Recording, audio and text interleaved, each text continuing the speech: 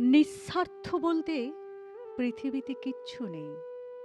মানুষ ভালোবাসে ভালো থাকার জন্য।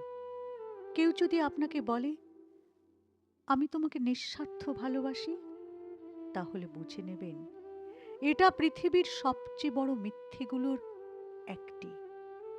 কারণ মানুষ যখন কাউকে ভালোবাসি বলে, আসলে সে যাকে বলে ভালোবাসি, আসলে সে তাকে ভালোবাসে না, বরং সে মূলত নিজেকেই ভালোবাসে।